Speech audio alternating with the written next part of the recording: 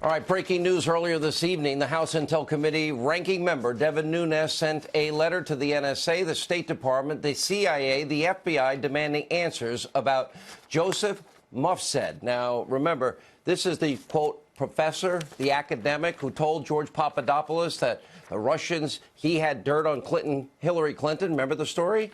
And by the way, George Papadopoulos also will be joining us. Joining us now to explain is Congressman Devin Nunes himself. Congressman, thank you last minute. We appreciate it. The breaking news.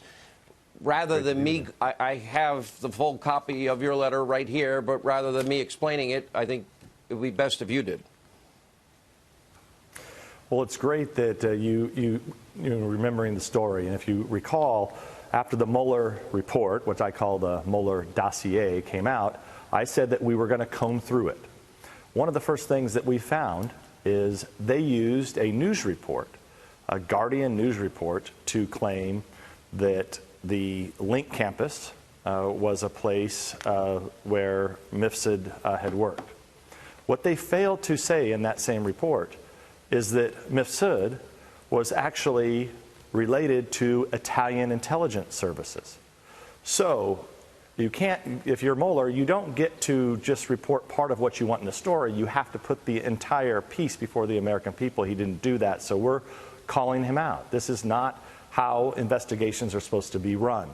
When you look into Mifsud closer, Professor Mifsud closer, you realize that he is connected with all kinds of intelligence agencies, including our own FBI. And in that letter, Sean, you'll see there's pictures with FBI agents at the Link campus where Professor Mifsud teaches at. So we asked the question, and I'll just get to I'll sum it up like this. We want to know every document that these agencies have related to Mifsud, because if he is in fact a Russian agent, this would be one of the biggest intelligence scandals for not only the United States, but also our allies like the Italians and the Brits and others.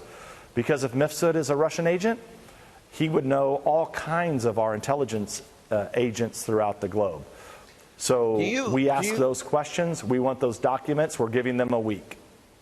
You said that this professor has, all these connections to other Western intel and governments, and yeah, the issue about Russia, which Mueller implies he was a Russian agent, but it may be much deeper is how I'm seeing this. And my question to you is, do you believe in an effort to illegally spy or get intelligence on the American people that it's possible that some at the top of our intelligence chain community under Obama-Biden, that they may have outsourced things that were illegal for them to do to Americans so that they could have our allies do the spying for them? Like, let me give you an example. Great Britain or Australia or maybe Italy.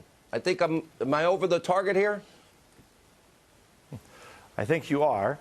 And one of the things that we point out in the letter is we're very specific, because the FBI, or I should say the Mueller group, claims that Papadopoulos misled them and they were not allowed to get to Professor Mifsud in time in order to interview him. This is the claims that they make against Papadopoulos when they sentence him to prison.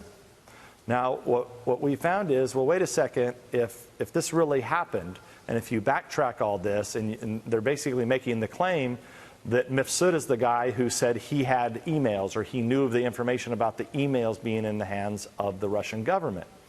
If that is in fact true, they couldn't talk to Mifsud supposedly until January, February of 2017.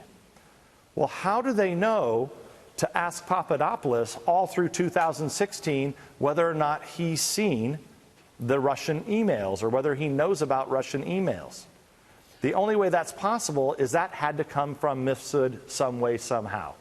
So I think it's more likely that I'm going to be the starting center on an NBA basketball team before Mifsud is a secret Russian agent.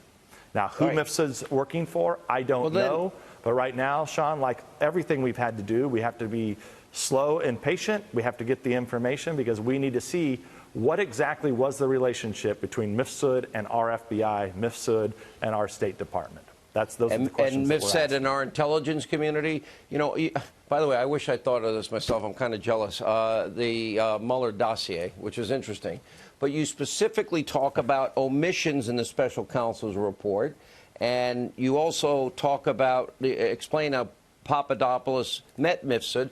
Now, here's the thing, Congressman, I'm going to have Papadopoulos and his wife on. And the story and the tale that we now know is true.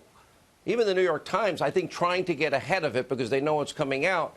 I don't know how long you knew, but you didn't tell me, and I wish you did. But they were using, you know, a young, pretty, flirtatious woman in this equation, right out of a, you know, a James Bond novel or movie, to set Papadopoulos up.